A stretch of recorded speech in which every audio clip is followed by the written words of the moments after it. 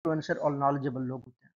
सो अगली स्ट्रेटजी क्या है, वो है कंटिन्यूस इनोवेशन की। आपने हमेशा इनोवेट करते रहना है, इमर्जिंग टेक्नोलॉजीज को एक्सेप्ट करना है, एक्सपेरिमेंट करना है न्यू ट्रेंड्स के साथ, और जो भी चेंज होती है कस्टमर के डिमांड में उसके हिसाब से खुद को चेंज करना है।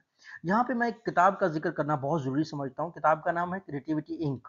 उसका आथर कहता है कि जो नई कंपनियां हैं वो हमेशा अगली बेबी पे फोकस करते हैं, वो है इनोवेशन। यानी इतनी ज्यादा फोकस करते हैं इनोवेशन के ऊपर कि उनको पैसा कमाने का तरीका ही नहीं आता। जो पुरानी कंपनियां हैं वो क्या करती हैं, वो करती हैं ज्यादा फोकस पैसा कमाने के ऊपर। पुरानी टेक्नोलॉजी से पैसा इतना कमाने की कोशिश करते हैं कि वो नई टेक्नोलॉजी को एक्सेप्ट नहीं करते। सो द वे फॉरवर्ड क्या है, वे फॉरवर्ड ये है कि आपने हमेशा बैलेंस क्रिएट करना है। ठीक है, जो जो आप पुरानी जो टेक्नोलॉजी है उससे पैसे कमा रहे हैं, साथ साथ नई टेक्नोलॉजी को भी एक्सेप्ट करना है, उसको भी खर्चा करते रहना है।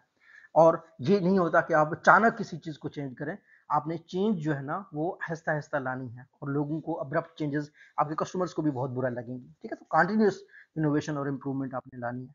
आखिरी चीज कंक्लूजन के बारे में मैं यही कहना चाहूंगा कि जब तक आपको ट्रेंड्स का पता नहीं है तब तक आप बेहतर कंपनी नहीं बना सकते, जब तक आप कस्टमर को गाइड नहीं कर सकते। फिर सिर्फ अवेयरनेस होना जरूरी नहीं है, इंप्लीमेंट करना उसको जरूरी है। अगर इंप्लीमेंट करने जाएं तो इनोवेशन को हमेशा वेलकम करें, कस्टमर एक्सपीरियंस को वेलकम करें, ताकि आपकी ग्रोथ हो। ग्रोथ ऐसी हो जो लॉन्ग टर्म, ये नहीं है कि आपको हाइप मिले, आपने कस्टमर से ज्यादा पैसे हथिया लिए, बाद में कस्टमर आपके भागे जा रहे हैं कहीं पे, ऐसा आपने नहीं करना। सो मुझे उम्मीद है कि ये वीडियो तमाम बिजनेस स्टूडेंट्स के लिए, बिजनेस एग्जीक्यूटिव्स के लिए यूजफुल रही होगी। अगर आपके कोई फर्दर क्वेश्चंस हैं तो आप मुझे चैट बॉक्स में मैसेज कर दीजिएगा। अल्लाह हाफिज।